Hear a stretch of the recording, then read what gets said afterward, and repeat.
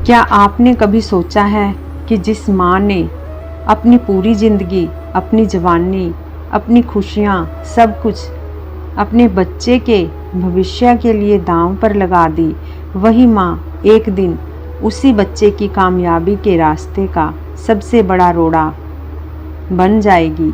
समाज की झूठी शान, कॉर्पोरेट दुनिया का दिखावा और प्रमोशन की अंधी दौड़, जब ये सब एक इंसान के दिल पर हावी हो जाते हैं तो वह अपनों को ही एक फालतू सामान की तरह छुपाने लगता है। नमस्कार दोस्तों, आज हम सुनेंगे आधुनिक हिंदी साहित्यकार महान लेखक भीष्म साहनी जी की वो कालजयी कहानी जो आज के दौर में हर घर की कड़वी सच्चाई को बयान करती है। चीफ की दावत। कहानी शुरू होती है मिस्टर श्यामनाथ के घर से। आज का दिन श्यामनाथ के जीवन का सबसे बड़ा दिन था। उसके दफ्तर में अमेरिकन चीफ यानी उनके बॉस आज उनके घर डिनर पर जा रहे हैं। श्यामनाथ और उनकी पत्नी सुबह से ही तैयारियों में जुटे हुए हैं। कुर्सियां कहाँ रखी जाएंगी, वाइन की बोतलें कहाँ सजेंगी, कौन सी क्रॉकरी निकाली जाएगी, हर छोटी से छोटी चीज़ पर बहस हो रही है। श्यामनाथ अपनी पत्नी पर चिल्लाते हैं, जल्दी करो, शाम के 5 बज चुके हैं, चीफ किसी भी वक्त आते होंगे, सब कुछ परफेक्ट होना चाहिए, आज मेरे प्रमोशन का सवाल है। तभी श्यामनाथ की नज़र घर के एक कोने पर पड़ती है और उनकी रीढ़ में एक सिरहन दौड़ जाती है। घर तो सज गया था, लेकिन एक चीज़ अब भी ऐसी थी जिसे आलीशान ड्राइंग रूम से गायब नहीं किया जा सकता था, और वो चीज़ कोई सामान नहीं बल्कि श्यामनाथ की खुद की बूढ़ी अनपढ़ माँ थी। श्यामनाथ और उनकी पत्नी के लिए माँ अब एक जीती जागती समस्या बन चुकी थी। श्यामनाथ झल्लाकर अपनी पत्नी से कहते हैं, इस बुढ़िया का क्या करें, इसे कहाँ छुपाएं? पत्नी कहती है, इन्हें इनकी सहेली के घर भेज दो। श्यामनाथ जवाब देते हैं, नहीं, रात को लौटेंगी तो चीफ देख लेगा, वैसे भी मुझे पड़ोसियों के सामने तमाशा नहीं बनाना। श्यामनाथ अपनी माँ से कहते हैं, आज हमारे घर चीफ आ रही हैं, तुम शाम को जल्दी ही खाना खाकर अपनी कोठरी में चली जाना, और देखो जब तक वो लोग यहाँ हैं तुम बाहर मत निकलना। माँ धीमी और कांपती आवाज में कहती है, ठीक है बेटा, जैसा तुम कहो। श्यामनाथ कहती हैं, और सुनो, अगर तुम सो जाओ तो घराटे मत लेना, तुम्हारी कोठरी ड्राइंग रूम के ठीक बगल में ही है, तुम्हारे खराटों की आवाज़ बाहर तक आती है, चीफ सुनेंगे तो क्या सोचेंगे। श्यामनाथ यहीं रुकते हैं। वे माँ के कपड़ों को देखते हैं और कहते हैं, ये क्या पहन रखा है, चीफ के सामने ऐसे आओगी? जाओ, अपनी वो सफ़ेद रेशमी कमीज और सलवार पहनो जो मैंने तुम्हें सिलवा कर दी थी, और जब चीफ सामने आए तो चुपचाप खड़ी रहना, पैर समेट कर बैठना, गवारों की तरह मत बर्ताव करना। माँ अपनी नज़रें नीचे कर लेती है, उसकी आंखों में आंसू हैं, लेकिन वह कुछ कहती नहीं। घर के बाहर शानदार गाड़ियाँ रुकती हैं। रात के 8 बजते ही मेहमान आने शुरू हो जाते हैं। चीफ अपनी पत्नी के साथ पहुँचते हैं। घर में विस्की के दौर चलने लगते हैं। मेम साहब और श्यामनाथ की पत्नी अंग्रेजी में बात कर रही हैं। श्यामनाथ पूरी कोशिश कर रहे हैं कि चीफ खुश रहे, जोक सुनाए जा रहे हैं, ठहाके गूंज रहे हैं, लेकिन श्यामनाथ का आधा दिमाग लगातार उस बंद कोठरी की तरफ है जहां माँ बैठी है। उन्हें डर है कि कहीं माँ बाहर ना आ जाए या उनके घराटों की आवाज़ पार्टी का मज़ा ना किरकिरा कर दे। वक्त बीतता जाता है। शराब के नशे में सब चूर हैं। रात के 11 बज चुके हैं और अब वक्त आता है डिनर का। ड्राइंग रूम से ड्राइंग टेबल की तरफ जाने के लिए सबको बरामदे से गुजरना था।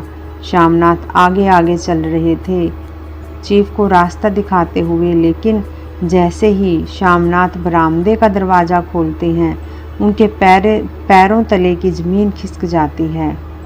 बरामदे में माँ अपनी कोठरी के बाहर एक कुर्सी पर बैठी है। श्यामनाथ ने माँ से कहा था कि वो अंदर रहे, लेकिन दिन भर की थकान और घबराहट की वजह से माँ बरामदे में ही कुर्सी पर सो गई। जैसे ही श्यामनाथ ने दरवाज़ा खोला, चीफ और बाकी मेहमानों के सामने माँ का यह रूप आ गया। श्यामनाथ का चेहरा गुस्से से लाल हो गया। उनका मन किया कि वे अपनी माँ को ज़ोर से हिलाकर डांटें। मेहमानों के सामने उनकी नाक कट चुकी थी। श्यामनाथ छेंपते हुए चीफ से कहते हैं, ओह सॉरी सर, यह मेरी माँ है, गांव की रहने वाली है, बूढ़ी है, इसीलिए। माँ अचानक हड़बड़ा कर उठती है। सामने इतने सारे साहबों और मेमों को देखकर वो डर जाती है। वो अपनी चुनरी से चेहरा छुपाने की कोशिश करती है। माँ इतनी डर गई थी कि उनके पैर कांपने लगे। वो भागकर अपनी कोठरी में जाना चाहती थी, लेकिन रास्ता ब्लॉक था। कहानी में एक ऐसा मोड़ आता है जिसकी उम्मीद श्यामनाथ ने कभी नहीं की थी। अमेरिकन चीफ मुस्कुराता है। वो आगे बढ़ता है और बड़े सम्मान से माँ के सामने अपना हाथ बढ़ाता है। नमस्ते, हेलो मदर। श्यामनाथ हैरान रह गए। उन्होंने तुरंत माँ से कहा, माँ साहब हाथ मिला रहे हैं, हाथ मिलाओ। माँ डरी हुई थी। उन्होंने अपना कांपता हुआ दायां हाथ आगे बढ़ाया। चीफ ने बड़े प्यार से उनका हाथ थाम लिया। चीफ को भारतीय संस्कृति और यहाँ के बुजुर्गों से मिलना बहुत पसंद था। चीफ माँ से बातें करने की कोशिश कर रहा था। श्यामनाथ बीच में ट्रांसलेटर का काम कर रहे थे। माँ के चेहरे का डर धीरे धीरे कम हो रहा था। चीफ ने पूछा, श्यामनाथ, तुम्हारी माँ को कोई भारतीय लोक कला आती है? क्या ये कोई गाना गा सकती हैं या कुछ बना सकती हैं? श्यामनाथ ने तुरंत माँ से कहा, माँ साहब को कोई गाना सुनाओ। माँ ने शर्माते हुए धीमी आवाज़ में एक पुरानी पंजाबी लोकगीत गाया। हरियाणी माए हरियाणी पैणे। माहौल पूरी तरह बदल गया। सभी मेहमान तालियां बजाने लगे। श्यामनाथ गर्व से मुस्कुरा रहे थे। जो कुछ देर पहले शर्मिंदा थे, वो अंदर से माँ की बनाई हुई एक पुरानी फुलकारी पारंपरिक कढ़ाई वाला कपड़ा लेकर आते हैं। श्यामनाथ अपनी बढ़ाई करने के लिए माँ की बनाई हुई एक पुरानी फटी हुई फुलकारी चीफ को दिखाते हैं। चीफ उस बारीक कढ़ाई को देखकर दंग रह जाते हैं। वो कहते हैं, ब्यूटीफुल, अद्भुत, क्या मुझे ऐसी ही एक नई फुलकारी मिल सकती है? मैं इसे अपने देश ले जाना चाहता हूँ। श्यामनाथ तुरंत माँ की तरफ मुड़ते हैं। उनकी आंखों में अब गुस्सा नहीं, बल्कि लालच और चमक है। श्यामनाथ, माँ साहिब कह रहे हैं कि उन्हें एक ऐसी ही फुलकारी चाहिए। तुम साहब के लिए एक नई फुलकारी बना दोगी ना? माँ धीमी आवाज़ में, बेटा अब मेरी आंखें कमज़ोर हो गई हैं, अब सुई में धागा भी नहीं झलकता, मैं कैसे बनाऊंगी? श्यामनाथ दबाव बनाते हुए, माँ मना मत करो, साहब बड़े अफसर हैं, अगर तुम उनके लिए फुलकारी बना दोगी तो साहिब खुश हो जाएंगे और मेरा प्रमोशन कर देंगे, मुझे बड़ा पद मिल जाएगा। प्रमोशन और बेटे की तरक्की शब्द सुनते ही माँ के चेहरे के भाव बदल जाते हैं। उनकी बूढ़ी आंखों में बेटे के लिए अगाध प्रेम उमड़ाता है। माँ, अच्छा बेटा, अगर तेरे साहब खुश होते हैं तो मैं अपनी अंधी आंखों से भी तेरे लिए फुलकारी ज़रूर बनाऊंगी। तेरी तरक्की हो, मुझे और क्या चाहिए। पार्टी ख़त्म हो चुकी है, सभी मेहमान जा चुके हैं, घर में सन्नाटा है। श्यामनाथ अपनी कोठरी में सोने चले गए। माँ अपनी अंधेरी कोठरी में अकेली बैठी है और फूट फूट कर रो रही है। मेहमान चले गए। श्यामनाथ खुश थे क्योंकि दावत सुपर हिट रही थी। चीफ उनसे बेहद खुश होकर गए थे। लेकिन जब सब सो गए तो माँ अपनी कोठरी का दरवाज़ा बंद करके फूट फूट कर रोने लगी। वो रो रही थी क्योंकि उन्हें समझ आ गया था कि इस घर में उनकी अहमियत एक माँ की नहीं बल्कि सिर्फ एक सीढ़ी की है, जिसका इस्तेमाल उनका बेटा अपनी कामयाबी के लिए कर रहा है।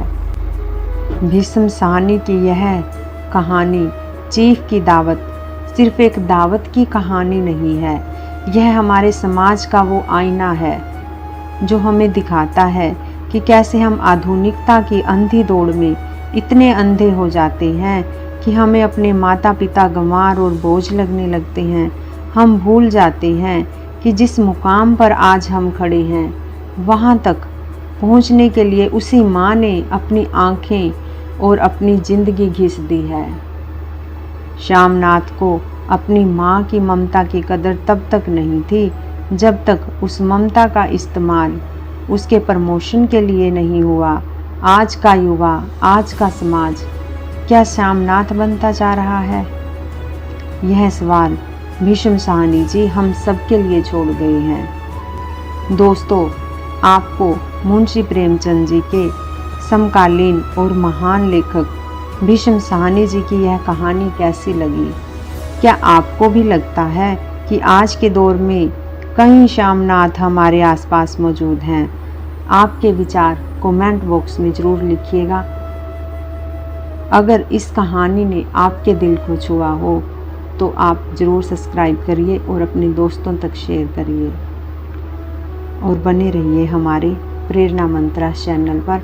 हम इसी तरह की कहानियाँ आपको सुनाएंगे, इसी तरह की वीडियोस आपको दिखाएंगे।